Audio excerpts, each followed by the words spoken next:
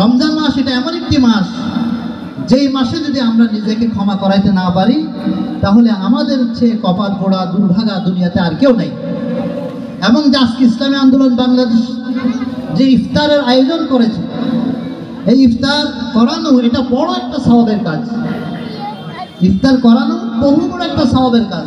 কত বড় সওয়াবের কাজ! রাসূল করিম সাল্লাল্লাহু আলাইহি ওয়াসাল্লাম হাদিসের মধ্যে ইরশাদ করেন, মান ফাত্তারা ফীহি সাইমান কানা মাগফিরাতান লিযুনুবিহি ওয়া ইতকু রাকাবাতিহি মিনান নার ওয়া কানা লাহু মিনাল আজরি মিসলু আজরিহি মিন গায়রি আন ইউনকাসা মিন আজরিহি শাইউন। নবীজি ইরশাদ ফরমান, যে ব্যক্তি কোনো রোজাদারকে ইফতার করালো, এই ইফতার করানোটা তার গুনাহ মাফ হওয়ার জন্য উসিলা হবে। সুবহানাল্লাহ। এবং এই ইফতার করানোর দ্বারা সে জান্নাত জাহান্নাম থেকে মুক্তি পাওয়ার উসিলা হবে। এবং পরিশেষে সর্বশেষ রোজাদার ব্যক্তি রোজা রেখে যে পরিমাণ সওয়াব পেয়েছে, যে ব্যক্তি ইফতার করালো বা যারা ইফতার করালো তারাও সেই রোজাদারের সমপরিমাণ সওয়াবের ভাগী হবে। সুবহানাল্লাহ।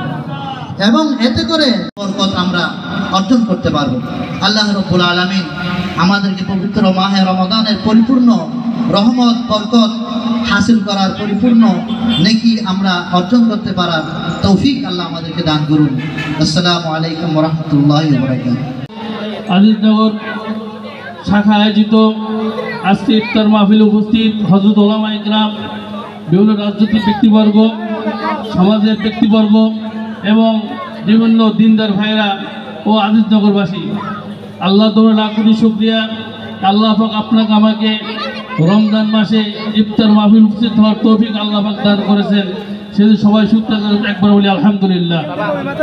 আপনারা জানেন আমরা বিগত 16 বছর এক ফ্যাসিস্ট সরকারের রোশনালে পরে তার জুলুমের শিকার হয়ে আমরা কোনো সুন্দর কোনো প্রোগ্রাম করতে পারিনি। আজকে আল্লাহ দরবারে খুব শুকরিয়া, আমরা ফ্যাসিস্ট বিরোধী সমস্ত দলের নেতাকর্মীরা এখানে এসে, ওলামা কেরাম এসে আমরা সুন্দরভাবে সুন্দর পরিস্থিতিতে আমরা ইফতার করতেছি। আল্লাহ দরবারের বিশেষ রহমত বা দয়া। এই ফ্যাসিস্ট সরকার আপনারা জানেন সমস্ত সেক্টরকে ধ্বংস করে দিয়েছিল, মসজিদ মাদ্রাসা ধ্বংস করে দিয়েছিল, ব্যাংক, ব্যবসা বাণিজ্য, পররাষ্ট্রনীতি, রাজনীতি, বিচার বিভাগ, শিক্ষানীতি সব ধ্বংস করে দিয়েছিল। সেই সময় একটি গজবের রাষ্ট্র আমরা পেয়েছিলাম। আল্লাহ পাক এই ছাত্রদের মাধ্যমে আবির্ভূত হয়ে ছাত্ররা একটি সুন্দর পরিবেশ করে দিয়েছে এবং আমরা সবাই সুন্দরভাবে দেশে বসবাস করতে পারতেছি। যার যার স্বাধীনতাভাবে বক্তব্য দিচ্ছি, যে যে কর্মকাণ্ড স্বাধীনভাবে করতে পেরেছি আমরা। সেই 16 বছর সেই পরিস্থিতি ছিল না। কাজী ভাই 16 বছর ইতিহাস হইল চাঁদাবাদের ইতিহাস, ধর্ষণের ইতিহাস, গুমের ইতিহাস, বালুমহল দখলের ইতিহাস, টেন্ডারবাড়ির ইতিহাস। কারণ সেই অবস্থাতে আর কোনোদিন না হয় সেদিকে আমাদের সকল খেয়াল রাখতে হবে। এখনো শোনা যাচ্ছে চাঁদাবাদি চলতেছে, দুর্নীতি চলতেছে, ঘুষ চলতেছে, বাসস্ট্যান্ড দখল চলতেছে, রাস্তাঘাট দখল চলতেছে, ধর্ষণ চলতেছে। কিসের আলামত? আগে করেছিল আব্দুল্লাহ, এখন করতেছে বরকতুল্লাহ। আমরা চাই না আব্দুল্লাহ বরকতুল্লাহ সেই অপকর্ম থাক। আমরা চাই নীতির পরিবর্তন চাই। আমরা লোকের পরিবর্তন চাই না, আমরা নীতির পরিবর্তন চাই। সে নীতির পরিবর্তন তখনই আসবে যখন দেশ ইসলাম দ্বারা পরিচালিত হবে। কোরআন সুন্নাহ ছাড়া কোনোদিন সম্ভব না। কোরআন সুন্নাহ ছাড়া কোনো মানুষ ভালো হইতে পারে না। কাজে ভালো হওয়ার জন্য লক্ষণ হইল কোরআন সুন্নাহ অনুযায়ী চলতে হবে। কিন্তু আল্লাহ রব্বুল আলামিন আগামী দিনে যাতে আমরা ইসলামের পক্ষে সকলে থাকতে পারি, ইসলামের বিজয় আমরা পেতে পারি, সে আহ্বান ব্যক্ত করে ইসলামের পক্ষে কাজ করার আহ্বান জানিয়ে আজকে আমার বক্তব্য এখানে শেষ করছি। ওমা তৌফিক ইল্লা বিল্লাহ। আলহামদুলিল্লাহ ওয়াহদাহ ওয়াসসালাতু ওয়াসসালামু আলা রাসূলিল্লাহি ওয়া লা নাবিয়্যা বা'দা। আম্মা বা'দ ফাআউযু বিল্লাহি মিনাশ শাইতানির রাজীম। বিসমিল্লাহির রাহমানির রাহিম। فلا وربك لا يؤمنون حتى يحكموك فيما شجر بينهم ثم لا يجدوا في أنفسهم حرجا حرجا مما قضيت ويسلموا تسليما آمنت بالله صدق الله العظيم ইসলামী আন্দোলন বাংলাদেশ আজিজনগর সাংগঠনিক থানা শাখা কর্তৃক আয়োজিত আজকের এই ইফতার মাহফিল পূর্বক আলোচনা সভার সম্মানিত সভাপতি, উপস্থিত হযরত উলামা ইকরাম, আজকের এই ইফতার মাহফিলের সম্মানিত প্রধান অতিথি, ইসলামী আন্দোলন বাংলাদেশ বান্দরবান জেলা শাখার সংগ্রামী সভাপতি আলহাজ মাওলানা আবুল কালাম আজাদ সহ উপস্থিত সকল তৌহিদি জনতাকে ইসলামী আন্দোলন বাংলাদেশের পক্ষ থেকে আন্তরিক শুভেচ্ছা ও মোবারকবাদ জানাই। সম্মানিত উপস্থিতি, সময় যেহেতু হাতে কম, আমি যে আয়াত তেলাওয়াত করেছি একে কেন্দ্র করে কয়েকটি শানে নজুল তাফসীরের কিতাবে বর্ণিত হয়েছে। এর মধ্যে একটি হলো একজন মুসলমান নামধারী মুনাফিক এবং একজন ইহুদি, দুই ব্যক্তির মাঝে একটি বিষয় নিয়ে ঝগড়া হয়েছে, বিবাদ হয়েছে। দুইজনই যখন যে মুনাফিক সে তো নিজেকে মুসলমান পরিচয় দেয়, এজন্য তাকে ইহুদি বলল, তুমি তো মুসলমান, চলো তোমাদের নবীর কাছে বিচার নিয়ে যাই। সে প্রথমে একটু মরামরি করেছিল, রসুলের কাছে বিচার না বলেছে, রসুল তো নবী, তিনি নবী এবং রসুল অন্য কারো কাছে বল কেন, তুমি তাকে নবী মানো, তার ফয়সালা মানো না? হ্যাঁ মানি। তাহলে চলো তার কাছে। ইহুদি নবীর কাছে ফয়সালার জন্য যাইতে চায়, কিন্তু মুসলমান নামধারী মুনাফিক রসুলের ফয়সালার কাছে যাইতে চায় না। এরপরে রসুলের কাছে গেল, রসুল বিস্তারিত শোনার পরে দেখলেন হকদার ইহুদি, তিনি ইহুদির পক্ষে ফয়সালা দিয়ে দিলেন। এটা মাথায় রাখতে হবে মুসলমান, দুনিয়ার কোনো বিষয় যখন হকের বিষয় আসবে তখন সে যে ধর্মেরই হোক না কেন, বিচারের নিয়ম অনুযায়ী যার পক্ষে ফয়সালায় যাওয়া দরকার সঠিক নিয়ম অনুযায়ী তার পক্ষে রায় দিতে হবে। রসুল সাল্লাল্লাহু আলাইহি ওয়াসাল্লাম ইহুদির পক্ষে ফয়সালা দিয়ে দিলেন, মুনাফিক রাজি হতে পারলো না। সে বলল রসুল দুনিয়ার ব্যাপারে কম বুঝে, তাহলে কার কাছে যাওয়া? আবু বকরের কাছেও গিয়েছিল। আবু বকর রাদিয়াল্লাহু আনহু শোনার পরে বললেন রসুলের ফয়সালা মেনে নাও। হ্যাঁ, পরে সে সন্তুষ্ট বলে ওমর বেশি বুঝে, তো ওমর রাদিয়াল্লাহু তাআলার কাছে গেছে। ওমর রাদিয়াল্লাহু তাআলা বিস্তারিত শোনার পরে বলল বসো, আমি ফয়সালা করতেছি। এটা বলে একটা তরবারি এনে মুনাফিকের গর্দানটা উড়াই দিছে। মুনাফিকের গর্দান কি দিছে বলেন? উড়াই দিছে। কেন? মুনাফিক রসুলের ফয়সালা মানতে রাজি ছিল না, রসুলের ফয়সালা তার কাছে পছন্দ হয় নাই। রসুলের ফয়সালা মানার ব্যাপারে যার দিলের মধ্যে সংকীর্ণতা থাকে সে নিজেকে মুসলমান দাবি করতে পারে না। আমার কথা আমাকে বোঝানোর জন্য বলেন, রসুলের ফয়সালা কি শুধু নামাজের মধ্যে আছে, রোজার মধ্যে আছে, নামাজের মধ্যে আছে, যাকাতের মধ্যে আছে, হজের মধ্যে আছে? আমাদের ব্যবসা বাণিজ্যের মধ্যে কি রসুলের ফয়সালা নাই? আমাদের সমাজের যে কার্যগুলো পরিচালিত হয় এখানে কি রসুলের ফয়সালা নেই? তো আমাদের রাষ্ট্র যেভাবে পরিচালিত হয় এখানে কি রসুলের বিধান দেওয়া নেই? তো এখানে যেমন বিধান দেওয়া আছে, যারা সমাজের মধ্যে, রাষ্ট্রের মধ্যে বিচার বিভাগের ক্ষেত্রে, আইন প্রণয়নের জায়গায়, ব্যবসা বাণিজ্যের জায়গায়, আইন অর্থনৈতিক ব্যবস্থার ক্ষেত্রে যারা রসুলের ফয়সালাকে মানে না, স্পষ্ট ভাষায় জবাব দেন, কোরআনের ভাষায় তারা কি মুসলমান না মুনাফিক? বলেন, তারা মুসলমান না মুনাফিক? স্পষ্ট কথা হলো, আপনি নিজেকে মুসলমান দাবি করতে পারেন, অন্য গণতন্ত্র প্রতিষ্ঠার যদি চেষ্টা করেন, আপনি যদি গণতন্ত্র সমাজতন্ত্র প্রতিষ্ঠার ব্যাপারে স্লোগান তুলেন, আপনি মুসলমান না আপনি মুনাফিক? আপনি 100% মনে হয় কোরআনের আয়াতের কথা বলতেছি, বানানোর কথা বলতেছি না। দোস্ত, এজন্য স্পষ্ট কথা, আল্লাহ তাআলা কোরআন প্রেরণ করেছেন, হুয়াল্লাযী আরসালা রাসূলাহু বিল হুদা ওয়া দীনিল হক লিইয়ুযহিরাহু আলা দ্বীনি কুল্লি ওয়ালাউ কারিহাল মুশরিকুন। আল্লাহ বলেন, আমি রাসূলকে প্রেরণ করেছি দুনিয়ার সমস্ত মতাদর্শের উপরে, দুনিয়ার সমস্ত মতের উপরে ইসলামকে বিজয়ী করার জন্য, এই দ্বীনকে বিজয়ী করার জন্য। যদি গণতন্ত্র বিজয় থাকে তাহলে ইসলাম বিজয় হয় না। আমাদের সমাজে অনেক মানুষ জাগতিক ক্ষমতার লোভে পড়ে ইসলামের বিজয় হওয়াটাকে পছন্দ করে না, এটা খুবই দুঃখজনক। এছাড়া আমাদের মধ্যে কিছু উলামা ইকরাম আছেন, আমি ছোট করার জন্য বলছি না, আমি আপনাদের পায়ে ধরে বলতে চাই, আমাদের সমাজের কোরআনের যে বিধানগুলো আমরা মাদ্রাসায় পড়াই, কোরআনের যে বিধানগুলো আমরা মসজিদে আলোচনা করি, আমরা কি একটা বড় যাচাই করে দেখেছি এই বিধানগুলো কি আমার ব্যবসা বাণিজ্য বাস্তবায়ন হচ্ছে কিনা? এই বিধানগুলো কি আমাদের অর্থনৈতিক জীবনে বাস্তবায়ন হচ্ছে কিনা? এই বিধানগুলো কি আমাদের রাষ্ট্রীয় জীবনে বাস্তবায়ন হচ্ছে কিনা? না হলে এটা হওয়ার জন্য প্ল্যাটফর্ম কারা তৈরি করবে? যদি শুধুমাত্র মসজিদ এবং মাদ্রাসার গণ্ডির মধ্যে সীমাবদ্ধই থাকতে চাই, তাহলে এই জিনিসগুলো কোনোদিন বাস্তবায়ন হবে না। এই জন্য রসুলের বিধান শুধু মসজিদের মধ্যেই সীমাবদ্ধ ছিল না। হ্যাঁ, রসুলের ফয়সালাটা মসজিদের মাধ্যমেই হইতো, মসজিদে বসে রসুল বিচার করতেন, কিন্তু দুনিয়ার সব বিচার রসুল করতেন। তো দুনিয়ার সব বিচার যদি রসুল করতে পারে, উলামায়ে কেরাম নবীদের ওয়ারিস হিসেবে আমরা কেন বিচার ফয়সালা করতে পারবো না? এখন থেকে আমাদেরকে উদ্যোগ নিতে হবে, প্রেরণা তৈরি করতে হবে। সামনের প্রত্যেকটা বিচার আচার ফাসিকরা করবে না, জালিমরা করবে না, লুচ্চারা করবে না, লম্পটরা করবে না। এখন থেকে সমস্ত বিচার আচার উলামায়ে কেরাম করবে ইনশাআল্লাহ। আমরা বিধানকে লঙ্ঘন করেন নাই, যিনি রাসূলের সুন্নাতকে পরিপূর্ণ ধারণ করে আল্লাহ তাআলার পরিপূর্ণ হুকুম আহকামকে ধারণ করে রাজনীতি করে যাচ্ছেন আল্লাহর জমিনে আল্লাহর দ্বীন বাস্তবায়নের জন্য। আসুন আমরা তার নেতৃত্বে ঐক্যবদ্ধ হয়ে ইসলাম প্রতিষ্ঠার জন্য কাজ করি। আল্লাহ আমাকে সকলকে আমল করার তৌফিক দান করুন। আমিন ওয়া আখির দাওয়ানা আলহামদুলিল্লাহি রাব্বিল আলামিন।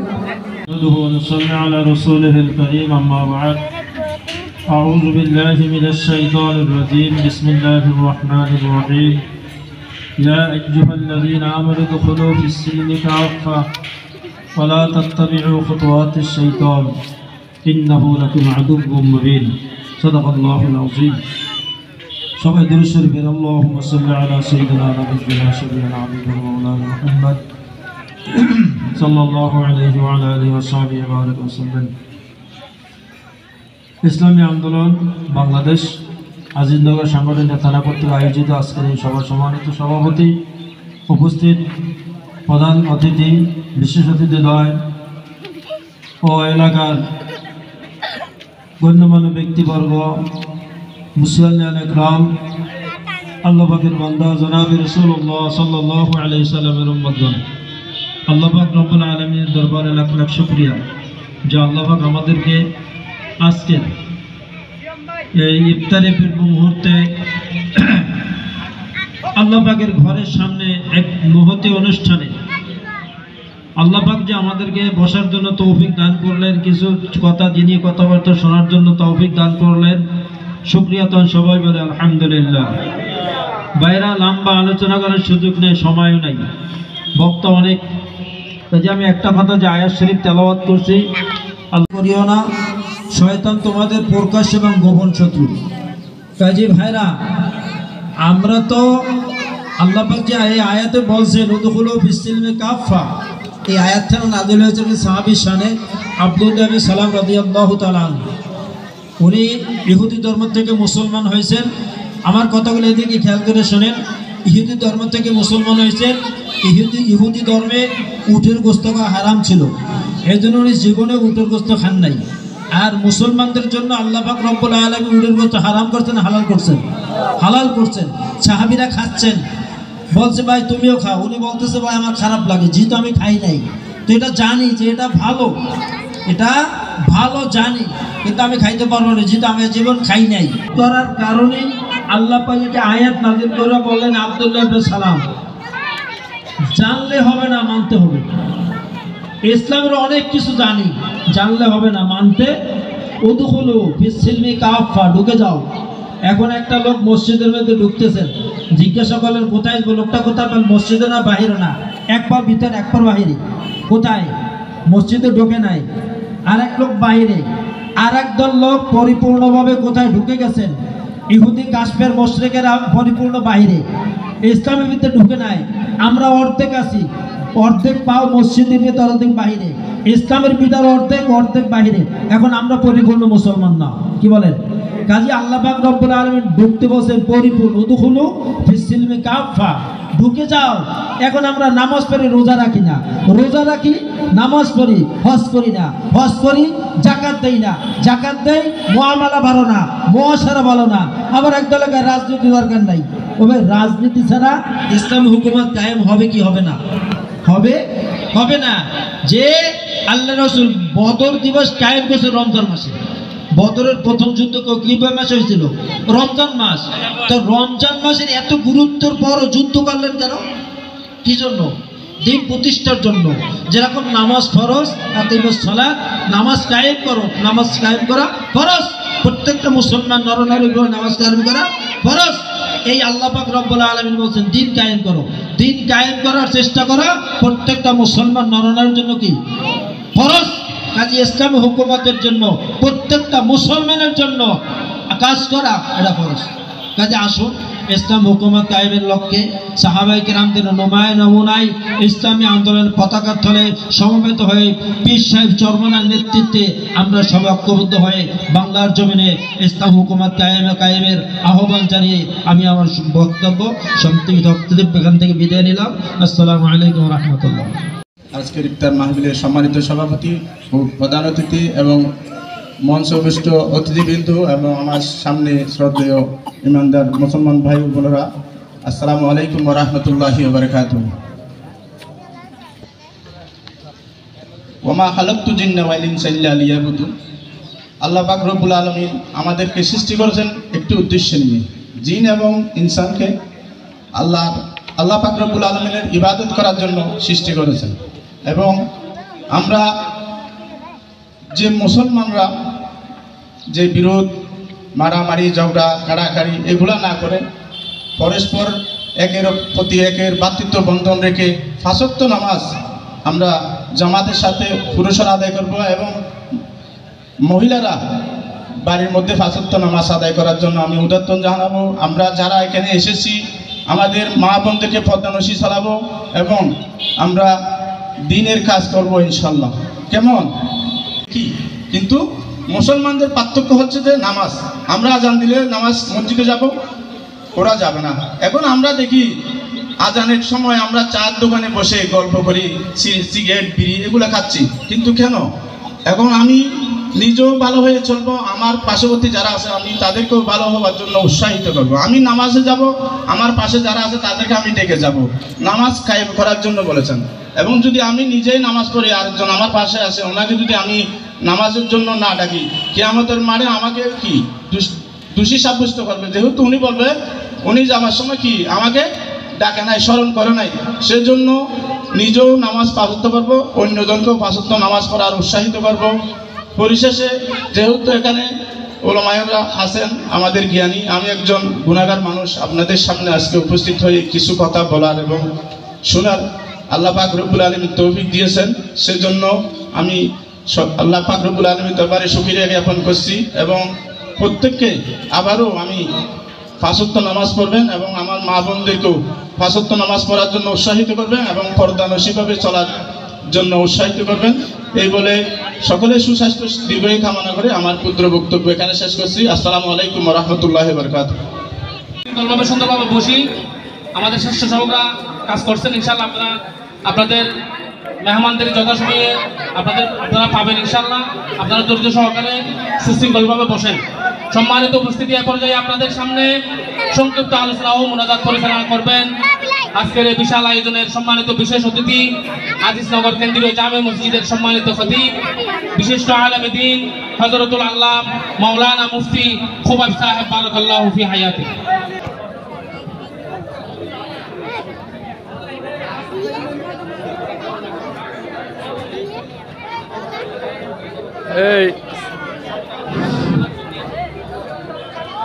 السلام عليكم ورحمة الله وبركاته. الحمد لأهله والصلاة لأهلها، أما بعد. أعوذ بالله من الشيطان الرجيم. بسم الله الرحمن الرحيم. يا أيها الذين آمنوا اتقوا الله وكونوا مع الصادقين. وقال رسول الله صلى الله عليه وسلم: من أطعم أخاه خبزا حتى يشبع وسقاه من الماء حتى يرضي بعد الله من النار 7 خنادق، أو كما قال النبي عليه الصلاة والسلام. ইসলামী আন্দোলন বাংলাদেশ আজিজনগর শাখা কর্তৃক আয়োজিত আজকের এই ইফতার মাহফিলের উপস্থিত বান্দরবান জেলার সম্মানিত সভাপতি, সেক্রেটারি, আজিজনগর ইউনিয়নের সম্মানিত সভাপতি সহ বিভিন্ন রাজনৈতিক দলের সম্মানিত নেতৃবৃন্দ, বিশেষ করে আমার সামনে উপস্থিত অত্র অঞ্চলের সম্মানিত মুসলমান মুরব্বিয়ান আযম, সকলের প্রতি আমার সালাম। আসসালামু আলাইকুম ওয়া রাহমাতুল্লাহ। সম্মানিত হাজিরিন, ইফতারের আগ মুহূর্তে গুরুত্বপূর্ণ সময়, দোয়া কবুল হওয়ার সময়। আমি অতিরিক্ত কোনো কথা না বলে যে আয়াতটি আপনাদের সামনে তিলাওয়াত করেছি সেই আয়াতের অর্থ আপনাদের শুনাই। আল্লাহ পাক রব্বুল আলামিন বলেন: ইয়া আইয়ুহাল্লাযীনা আমানুত্তাকুল্লাহ হে আমার ইমানদারগণ, তোমরা সর্বদা কথা কাজে সব কিছুতে আল্লাহকে ভয় করো। কথা বলবা আল্লাহকে ভয় করে করবা, কাজ করবা আল্লাহকে ভয় করে কাজ করবা, এমনকি রাজনীতি করলেও আল্লাহকে ভয় করে রাজনীতি করো। ওয়াকুনু মা'আস সাদিকিন, সত্যবাদী যারা যারা সৎ পথে চলে, সৎ পথে উপার্জন করে, এদের সঙ্গী হও। সৎ পথে কারা চলে? যারা কোরআন এবং হাদিসের পথে চলে। এই জন্য আমরা এই দেশের মধ্যে যত ধরনের রাজনীতি করে, রাজনৈতিক নেতৃবৃন্দ যারা আছে, আমরা দেখব কারা কোরআন হাদিসের পথে চলে। বাংলাদেশে যত রাজনৈতিক দল আছে, এর নেতৃবৃন্দ কারা কোরআন হাদিস পথে চলে, আমরা তাদের পথ অনুসরণ করব। আল্লাহ পাক রব্বুল আলামিন সত্যবাদীদের সঙ্গী হওয়ার তৌফিক দান করুন। সকলে বলে আমিন। এই বাচ্চারা আওয়াজ না করি কথা শুনে। কোরআন এবং হাদিসের কথা যখন হয় আমরা কেউ আওয়াজ করব না। মেহমানরা নিষেধ না করলে আমি নিষেধ করতেছি। আপনারা কেউ কথা বলবেন না। যেখানে কোরআন হাদিসের কথা হয় কেউ কথা বলবো না। আমরা মনোযোগ সহকারে কথা শুনবো। আয়োজকবৃন্দ আপনাদের কাজ করতেছে। আমি যে হাদিসটি আপনাদের সামনে পাঠ করেছি, রাসূল আকরাম সাল্লাল্লাহু আলাইহি ওয়াসাল্লাম বলেন, মান আতআমা আখাহু খুবজা, যে ব্যক্তি কোনো মুসলমান ভাইকে একটি রুটি খাওয়াইবে। এই যে আজকে ইসলামী আন্দোলন বাংলাদেশ ইফতারের আয়োজন করছে, এর লাভ কি? এর লাভ কি? তারা কি জন্য এই আয়োজন করছে এটা শুনেন। আল্লাহ রাসূল বলেন, মান আতআমা আখাহু খুবজান হাত্তা ইউশবিআ, যে ব্যক্তি কোনো মুসলমানকে তৃপ্তি সহকারে খানা খাওয়াইবে, ওয়াসাকাহুল্লাহু মিনাল মাই হাত্তা ইউরবিয়া, তৃষ্ণা নিবাদাল্লাহু মিনান নারে সাবআ খানাদিকা, আল্লাহ তাআলা আয়োজক বৃন্দ তাদেরকে জাহান্নাম থেকে 7 খণ্ডক দূরত্ব রাখবেন। মা বাইনা কুল্লি খান্দাকাইন 500 আম্মা, প্রতি 2 খণ্ডকের মধ্যে দূরত্ব 500 বছরের রাস্তা। তথা যারা রোজাদারকে ইফতার করাইবে, আল্লাহ তাআলা তাদেরকে জাহান্নাম থেকে অনেক দূরে সরাই দিবে। আল্লাহ পাক রব্বুল আলামিন আমাদের প্রত্যেককে একে অপরকে ইফতার করানোর তৌফিক দান করুন। সকলে বলে আমিন। প্রত্যেকে দুরূদ শরীফ পড়ি। আল্লাহুম্মা